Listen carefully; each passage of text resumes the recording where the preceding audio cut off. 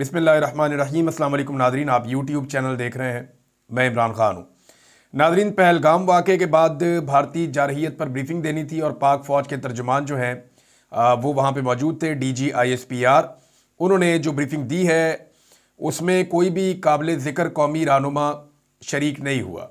यानी जो लोग शरीक हुए हैं उनकी शक्लें अगर आप देखें तो ज़्यादातर वो लोग हैं या तो जिन्हें अवाम ने मुस्तरद कर दिया था, वो इलेक्शन हार गए थे, उन्हें तो जाली फार्म 47 भी नहीं दिया जा सका, और कुछ शक्लें ऐसी हैं जिन्हें जाली फार्म 47 पर लाकर बिठाया गया था। दाएं बाएं दोनों तरफ जो DG ISPR के लोग बैठे हुए थे ये हारे हुए लोग थे। और पाकिस्तान तहरीक इंसाफ वैसे भी ये समझ रही है कि ये जो मीटिंग बुलाई गई है ये कौमी यकजहती के लिए नहीं है, ये सिर्फ खाना पूरी की गई है। अब इसमें जो है वो शहबाज शरीफ शामिल नहीं हुए, नवाज शरीफ शामिल नहीं हुए, बिलावल जरदारी शामिल नहीं हुए, फजलुर रहमान इसमें शामिल नहीं हुए, और दीगर जो बड़ी सियासी शख्सियत हैं पाकिस्तान की वो इस इजलास में शामिल नहीं हुई। यूसुफ रज़ा गिलानी भी नज़र नहीं आए और बहुत सारे लोग हैं, बिलावल भी इसके अंदर नहीं थे। तो ये कोई भी काबिल ज़िक्र सियासी रहनुमा इसमें नहीं आया और ऐसा लगता है कि संजीदगी नहीं दिखाई गई। यहाँ पे एक बड़ा मज़ेदार मुतालबा किया साहबजादा हामिद रज़ा साहब ने। वो इजलास में तो नहीं गए, मीटिंग में नहीं गए, लेकिन उन्होंने कहा कि पाकिस्तान पर अब ये वक्त भी आना था कि अता तारड़ जैसे लोग कौमी सलामती पर ब्रीफिंग देंगे। ये अता तारड़ बड़े लंबे मार्जिन से इलेक्शन हारे हुए हैं। उस हलके में पाकिस्तान तहरीक इंसाफ इलेक्शन जीती थी और ज़हीर अब्बास साहब जीते थे इलेक्शन, और दूसरे नंबर पे आए थे बिलावल, तीसरे नंबर पे आए थे अता तारड़। लेकिन जो इनकी काबिलियत है उसकी बुनियाद पे इनको पहले नंबर पे लाया गया और PTI के उम्मीदवार को फारिग करके इलेक्शन हरवा दिया गया। अब साहबजादा हामिद रज़ा साहब कह रहे हैं कि ये वक्त भी आना था कि अता तारड़ जैसे लोग जो हैं वो कौमी सलामती पे ब्रीफिंग देंगे। इन्ना लिल्लाहि व इन्ना इलैहि राजिऊन। कौमी सलामती पर ब्रीफिंग का तो पता नहीं। अता तारड़ अगर ख्वाजा आसिफ के दोनों पाकिस्तान मुखालिफ बयानात और शरीफ फैमिली की इंडिया के खिलाफ खामोशी पर कौम को ब्रीफिंग दे दें तो ज़्यादा बेहतर होगा। यानी ये बताने के कि कौमी सलामती में क्या करना है, पहले ये बता दें कि ख्वाजा आसिफ ने जो पाकिस्तान के खिलाफ बयानात दिए हैं और उनके बयानिए से जो पाकिस्तान को नुकसान पहुंचा है, पहले तो उसके ऊपर बताएं ना, इंफॉर्मेशन मिनिस्टर है। दूसरा बताएं कि नवाज शरीफ और मरियम नवाज और ये शहबाज शरीफ और बाकी सारी फैमिली ये नरेंद्र मोदी को या भारतीय जारहियत को चैलेंज क्यों नहीं करते और उनके ललकारने का जवाब क्यों नहीं देते, खामोश क्यों रहते हैं। फजलुर रहमान साहब भी नहीं है। अच्छा जी, ये अब इसके ऊपर रोला पड़ा हुआ है कि जनाब इन हारी हुई शक्लों को जिन्हें कौम ने मुस्तरद किया हुआ है, जिन्हें कौम देखने नहीं चाहती, वो कौमी यकजहती करेंगे। यानी कैसे मुमकिन है कि कौम यकजा हो जाए उन लोगों के कहने पे जिन्हें कौम देखना ही नहीं चाहती। यानी आप कोई लीडर हो ना जो कौम को इकट्ठा करे। ये पहली दफ़ा पाकिस्तान की तारीख में हो रहा है कि पूरी कौम पार्लिमान की तरफ नहीं देख रही, पूरी कौम जो है वो ऐवान सदर या वज़ीर आज़म हाउस की तरफ नहीं देख रही, पूरी कौम जो है वो अदलिया की तरफ नहीं देख रही, GHQ की तरफ नहीं देख रही।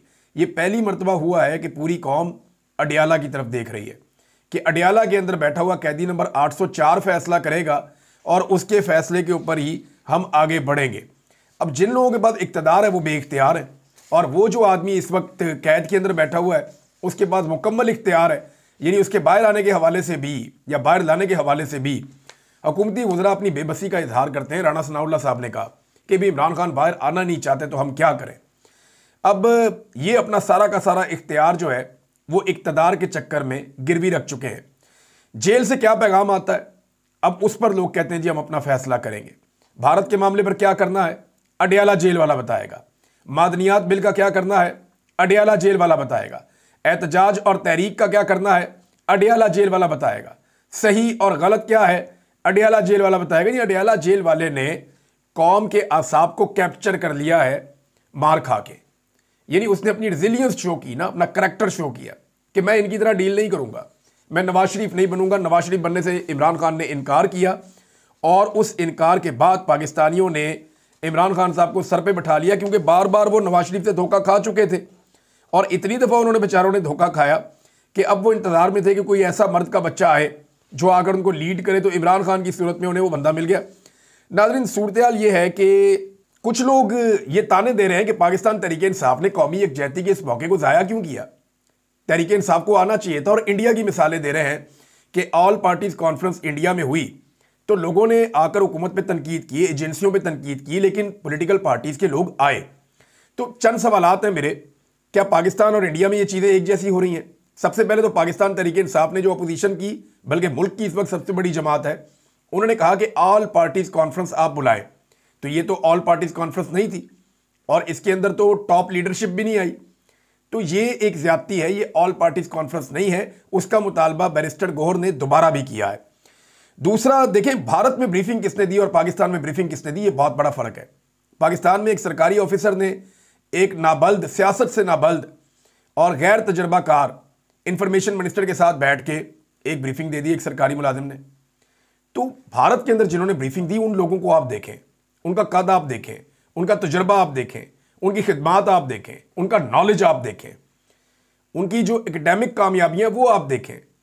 तो उनकी ब्रीफिंग में और हमारी ब्रीफिंग में जमीन आसमान का फर्क है। आप दोनों को इकट्ठा नहीं कर सकते। उन्होंने ऑल पार्टीज कॉन्फ्रेंस की थी और आपने सिर्फ एक पार्लियामेंट के अंदर से गिने चुने लोगों को बुला लिया था दावत देकर। दूसरा, क्या पाकिस्तान की तरह भारत में भी सियासी वर्कर्स के साथ, खवातीन के साथ वो सारा कुछ हो रहा है जो यहां हो रहा है? यानी जबरी गुमशुदगियां हो रही हैं, खवातीन पर तशद्दुद हो रहा है। ये चीज़ें भारत में ऐसे तो नहीं, सियासी मुखालिफिन की बात कर रहा हूं मैं। वैसे तो भारत में इन्ना लिल्लाहि व इन्ना इलैहि राजिऊन बहुत सारे इंसानी हुकूक के मामलात में उन्होंने तबाही फेरी हुई है। कोई इंसानी हुकूक वहाँ पे नहीं है, अकलियतों को कोई हुकूक नहीं है। बड़े प्रॉब्लम्स हैं भारत के अंदर भी। बहुत सारी चीज़ों में वो लिबरल है, बेहतर भी है, लेकिन बहुत सारी जगहों पे बहुत प्रॉब्लम्स भी हैं भारत में। लेकिन सियासतदानों की जबरी गुमशुदगियाँ, सियासी मुखालिफिन को उठा लेना, अगवा कर लेना, उनसे बयान दिलवाना, जबरी तौर पर गुमशुदा कर देना, लोगों को जाली केसों के अंदर, जेलों के अंदर बंद रखना, टॉर्चर करना, खवातीन को उठा लेना, चादर और चार दीवारी का बार बार तकद्दुस पामाल करना, ये भारत में फिलहाल सियासतदानों के साथ या सियासी जमातों के साथ नहीं हो रहा। तीसरी एक और चीज़ है, चौथी चीज़ है कि पाकिस्तान तहरीक इंसाफ और इख्तलाफ करने वालों को ये लोग कहते हैं कि अच्छे बच्चे बनकर आप खामोश हो जाएं, लेकिन दूसरी तरफ कौमी यकजहती के लिए ये मारने वालों को नहीं कहते कि आप मारना बंद कर दें। यानी कुछ दिन आप जुल्म रोक कर कौम को इकट्ठा कर लें, ये भी तो फार्मूला हो सकता है ना, कि आप जुल्म रोक दें, बदतमीजी रोक दें, लड़ाई झगड़ा रोक दें, जिससे कौम इकट्ठी हो जाए। ये तो नहीं हो सकता कि आप कौम के ऊपर जुल्म, जबर और फसादियत करते रहे और कहें नहीं अब तुमने हमारे साथ कौमी यकजहती के लिए खड़े भी होना। देखें, कौमी यकजहती के लिए कोई पाकिस्तानी ऐसा नहीं होगा जो पाकिस्तान के ऊपर जब जंग मुसल्लत की गई तो दुश्मन के साथ जाके खड़ा हो जाएगा। कोई भी ऐसा नहीं है। ये गद्दारियों के सर्टिफिकेट ना अपनी जेब में रखो। ये बकवास करना जो बैठ के कर रहे हैं ना मुख्तलिफ काले पीले चैनल्स के ऊपर, ये बंद करें। ये लोग, ये जो एस्टेब्लिशमेंट के लोग टाउट्स कुछ प्रोपेगेंडा फैला रहे हैं कि ये गद्दार है, वो गद्दार है, और कोई भी गद्दार नहीं है इस मुल्क में। जब हम किसी को गद्दार नहीं कह रहे, गद्दार तो वो है जिसने पाकिस्तान का आइन तोड़ा और बार बार तोड़ा, वो गद्दार है। उसको सजा होनी चाहिए ताकि पाकिस्तान जो है वो ट्रैक के ऊपर आए। अब मामला ये है कि जुल्म को रोका जाना चाहिए, जुल्म और जबर को इस माहौल में फौरन रोकना चाहिए ताकि कौम इकट्ठी हो सके। फिर लोगों को मारते हैं, लोग बेचारे रोते हैं, उन्हें कहते हैं रोना नहीं है क्योंकि बॉर्डर के ऊपर तनाव है। ये कैसे हो सकता है? ये मुमकिन नहीं है। अब नाजरीन, पाकिस्तान और भारत में जो लाइन ऑफ कंट्रोल पे शेलिंग और फायरिंग जारी है वक्फे वक्फे से, ये होती रहती है। रोज़ाना एक आधी एपिसोड, एक दो एपिसोड हो जाती हैं, लेकिन अभी तक कोई भी बड़ा नुकसान, ख़ास तौर पे कोई जानी नुकसान अल्हम्दुलिल्लाह अभी तक रिपोर्ट नहीं हुआ। कोई ऐसी चीज़ नहीं है, बल्कि दोनों जानिब से रिपोर्ट नहीं हुआ, ना इंडिया की जानिब से ना पाकिस्तान की जानिब से। पिछले वीलॉग में मैंने आपको एक खबर दी थी कि भारत ने पानी रोकना शुरू कर दिया है आबी जारहियत के मामले में। जब उसने सिंध तास मुआहिदा मुअत्तल किया तो अब दरियाए चनाब के ऊपर जो उन्होंने बगलीहार डैम बनाया है वहाँ से उन्होंने पाकिस्तान का पानी रोका।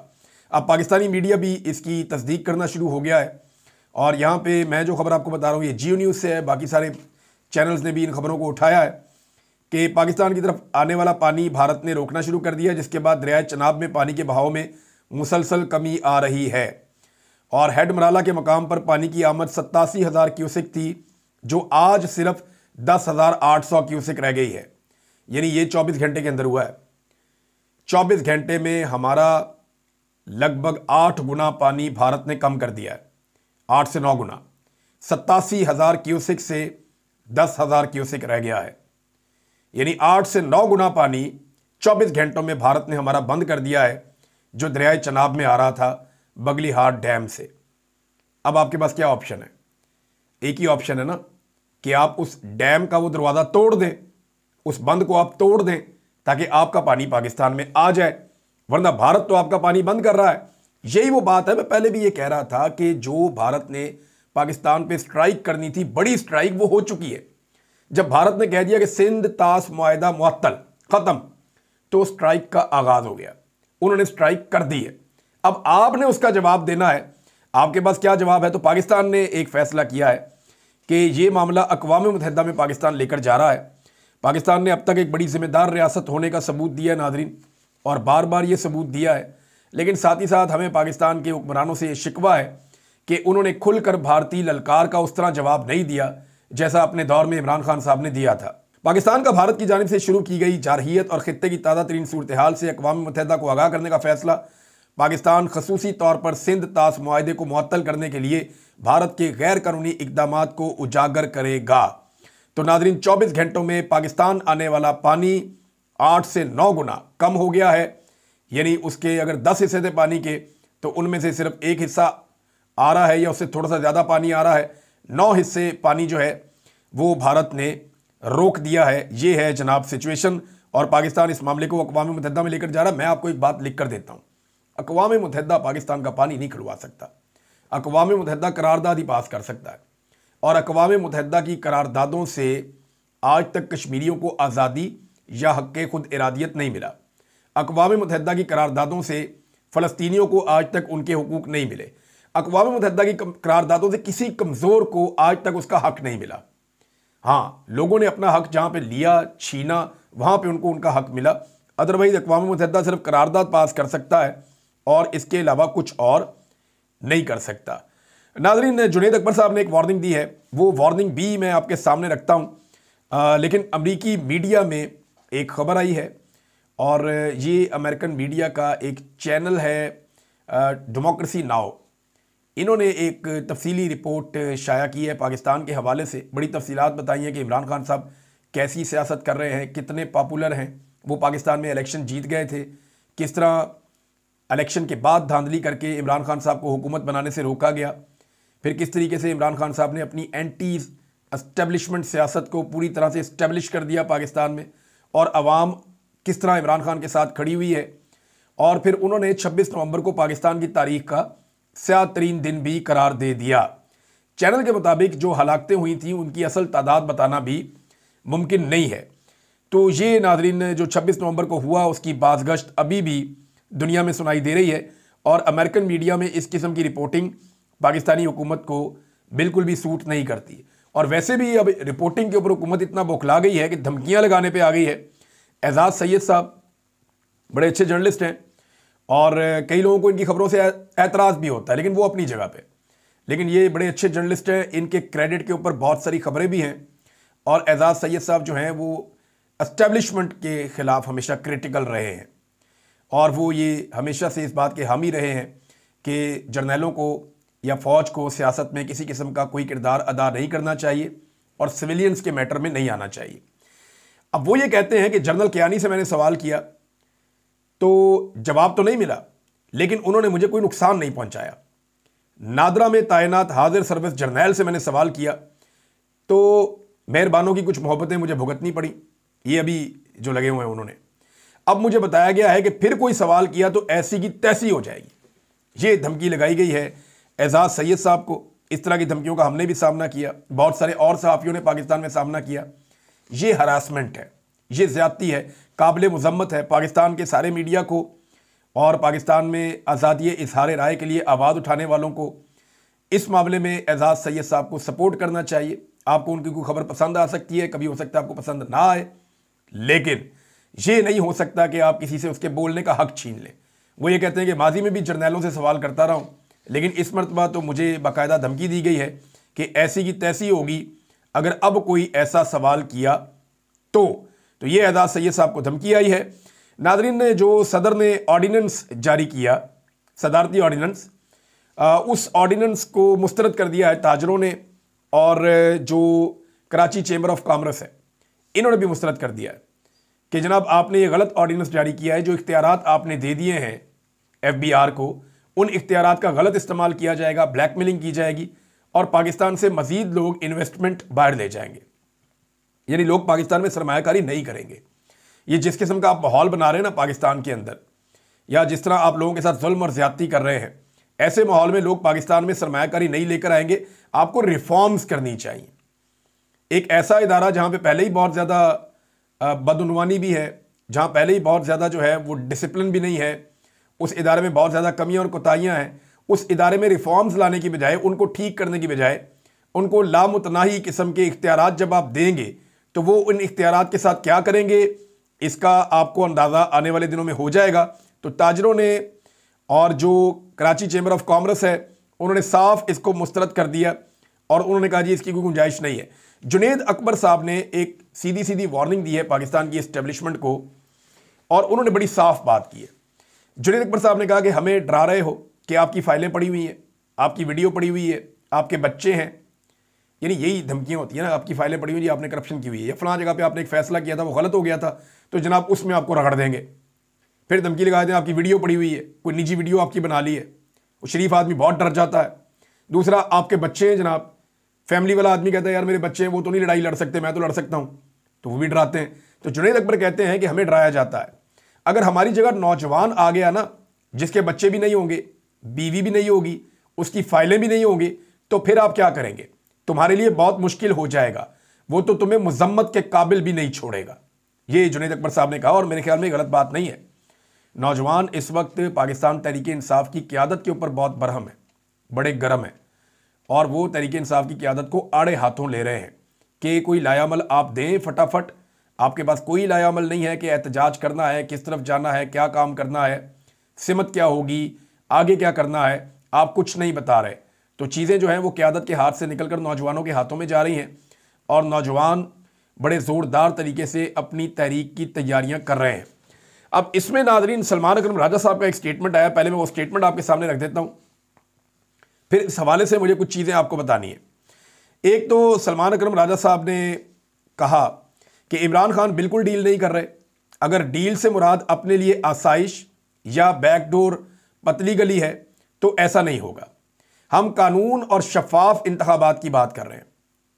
अगर कोई हमारी ये बात मानता है, कानून के मुताबिक अदालतों को काम करने दिया जाता है, तो इमरान खान कानून के मुताबिक बाहर आएंगे। ये सलमान अकरम राजा साहब ने कहा। मैंने आपको पहले भी बताया था कि पाकिस्तान तहरीक इंसाफ का वो जो एक नैरेटिव था ना कि आप मैंडेट हमें वापस करें, वो अब ख़त्म हो गया क्योंकि टाइम इतना ज़्यादा गुजर गया है। अब मैंडेट वापसी वाली बात तो रही नहीं। तो तहरीक इंसाफ के पास मकबूलियत तो पहले से भी ज़्यादा है, वो पहले से ज़्यादा तगड़े हैं, मजबूत हैं। तो अब उन्होंने ये फैसला किया कि नया इलेक्शन मांगो इनसे, मिड टर्म इलेक्शन करवा लें। जितनी जल्दी दोबारा इलेक्शन हो जाएगा पाकिस्तान के हालात उतनी जल्दी ठीक हो जाएंगे। और तहरीक इंसाफ को कॉन्फिडेंस इसलिए भी है कि उन्हें लगता है कि अब जब भी इलेक्शन होगा वो फिर से इलेक्शन जीत जाएंगे। सलमान अकरम राजा साहब ने एक और बात की, ये बात ज़रा थोड़ी ऐसी है जिस पे क्रिटिसिज्म भी हुआ। उन्होंने कहा जी 1200-1500 लोगों के निकलने से इनकलाब नहीं आता। 26 नवंबर के एहतजाज में हर तहसील से 1200-1500 लोग निकले और वो भी तितर बितर हो गए जब उन्होंने देखा कि हम इतने ही रहेंगे जबकि हम लाखों की बात करते हैं। अच्छा, लोग तितर बितर हुए सर इसलिए कि वहाँ गोली चल गई थी। रियासत अगर गोली ना चलाती तो लोग क्यों भागते? लोग वहीं पे मौजूद रहते। दूसरा, हो सकता है कि लोग फिर भी मौजूद रहते, लोग तो रोक रहे थे अपने वजीर आला को कि आप यहाँ पे रुके हमारे साथ। अगर कोई वजीर गोली खा लेता, कोई वजीर आला गोली खा लेता या कोई MNA या सेनेटर को गोली लग जाती खुदा ना खास्ता, तो लोग कभी भी ना डी चौक को छोड़कर जाते। लोगों ने डी चौक को नहीं छोड़ा, लोग डी चौक से तितर बितर नहीं हुए। बहुत सारे नौजवानों ने, उस्मान चौधरी हैं, दीगर नौजवान हैं, हसनैन रफीक हैं, ये लोग गवाह हैं इस बात के और वो अपने मुंह से कह रहे हैं कि हमने इतना बड़ा लॉन्ग मार्च कभी नहीं देखा जितना बड़ा लॉन्ग मार्च 26 तारीख को पहुंचा था इस्लामाबाद। यानी 25 तारीख को जो लोग इस्लामाबाद में दाखिल हुए और 26 तारीख तक जो लोग आगे ट्रेवल करते रहे, ये इतनी बड़ी तादाद में लोग थे कि इतना बड़ा लॉन्ग मार्च तो इमरान खान के साथ भी नहीं आया था। उनका ये क्लेम था जो इमरान खान के लिए वहां पे लोग पहुंच गए। अब लोग तो बहुत ज्यादा थे। सेंटोरस के पास जब ये पहुंचे तो ताहद्दे नजर लोग ही लोग थे। वो कहते हैं हमने कभी ऐसा क्राउड नहीं देखा। अब लीडरशिप का काम था कि वो वहां बैठ जाती पक्की होके, गोली लगती, चोट लगती, वो फिर भी बैठ जाते कि हम यहां से नहीं जाएंगे। तो एक लेवल से आगे रियासत कहां जा सकती थी? क्या हो सकता था? कोई जलियांवाला बाग बना देते वहां पे। जुल्म तो रियासत ने बहुत किया, जबर तो बहुत किया, लेकिन लीडरशिप को वहां पे रुकना चाहिए था, खड़े होना चाहिए था। लीडरशिप ने अपने पांव जमीन पे नहीं रखे। देखें, कारकुनों को जिम्मा ना दें। कारकुनों ने अपना रोल प्ले किया, आम आवाम ने अपनी कुर्बानी दी है, लोगों ने लाशें उठाई हैं। कोई एक लीडर है जिसकी लाश वहां से उठाई गई हो? एक भी नहीं है। अल्लाह ना करे ऐसा हो, लेकिन कोई एक भी नहीं है ना जो आवाम के साथ वहां पे खड़ा हुआ होता या लोगों से पहले जाके अस्पताल में खड़ा हुआ होता कि मेरे जख्मी यहां पे आ रहे हैं। कोई भी नहीं है। कोई बात करने के लिए भी नहीं रुका, कोई वीडियो बनाने के लिए भी नहीं रुका, कोई स्टेटमेंट देने के लिए भी नहीं रुका, सारे के सारे वहां से चले गए। तो लोगों के ऊपर आप ब्लेम नहीं कर सकते, लोग तो बहुत बड़ी तादाद में आए थे, लेकिन लीडरशिप ने लोगों को वहां पे छोड़ दिया था। और अगर लीडरशिप वहां पे बैठ जाती और मामला फंस जाता तो मजीद शहरों से मजीद लोग निकल कर आते। पूरी दुनिया में जो इनकलाब आते हैं या पूरी दुनिया के अंदर जब लोग इकट्ठे होते हैं तो ऐसा नहीं होता कि लोग एक साथ ही निकल कर सारे आ जाते हैं, ऐसा कम होता है। होता यह है कि पहले कुछ लोग आते हैं, फिर कुछ और आते हैं, फिर कुछ और आते हैं, और होते होते पूरा मुल्क ही निकल आता है। तो इस तरीके से इनकलाब आगे बढ़ता है। ये नहीं होता कि आप एक टाइम देते हैं फिक्स टाइम के, इतने बजे से लेके इतने बजे तक इनकलाब आएगा, इस मुल्क में सारे निकल आना, ऐसा नहीं होता। तो लीडरशिप थोड़ी कमज़ोर भी है, कुछ लोग खौफजदा भी हैं, कुछ कंप्रोमाइज़ भी हैं बीच में, और उन्हें लगता है कि डील के साथ ही मामला होगा। यानी यही चाह रहे हैं ना इमरान खान साहब को। देखें, मुलाकात तो उनकी रोक दी है। अब इमरान खान की मुलाकात भी ना हो सके तो एक सूबे में उनकी हुकूमत का फ़ायदा क्या है कि वो इतना सा दबाव नहीं डाल पा रहे कि हमारा लीडर जिसकी वजह से हमें यहाँ पे सूबे में हुकूमत मिली हुई है उसकी मुलाकात उसकी बहनों से करवा दें। ये इतना सा काम है। एक पूरी सूबाई हुकूमत है, एक पूरा यूनिट है, वहाँ पे चीफ एग्जीक्यूटिव है, सारा निज़ाम और आवाम की भरपूर ताकत है। इसके बावजूद वो इमरान खान की उनकी बहनों से मुलाकात नहीं करवा पा रहे। तो ये एक कमज़ोरी है जो नहीं होनी चाहिए। नाज़रीन, एक चीज़ जो मैंने आपको पिछले 2 वीलॉग्स में बताई कि हमारी वीडियोज़ रोकी जा रही हैं, उन तमाम लोगों की जो लोग इख्तलाफी आवाज़ हैं, जो एस्टेब्लिशमेंट की सियासत में किरदार की इस वक्त मुखालफत कर रहे हैं, तमाम लोगों की वीडियोज़ रोकी जा रही हैं। लेकिन इतना बड़ा सरप्राइज़ तैयार है, इतना बड़ा सरप्राइज़ तैयार है कि रोकने वाले सर पकड़ के बैठ जाएंगे। यानी आपने आज तक लड़ाई की है ऐसे लोगों से जो कैलकुलेशंस के साथ चलते हैं। अब आपकी लड़ाई है जो कैलकुलेशन के साथ नहीं चलते।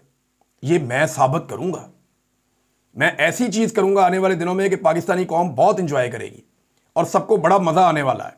ऐसा तमाशा लगाएंगे हम पूरे पाकिस्तान के अंदर कि आप लोग हाथ लगा लगा के रोएंगे कि आपने छेड़ा किसको है।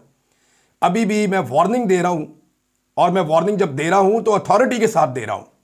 मैं ये कह रहा हूं कि ये ड्रामा बंद कर दें।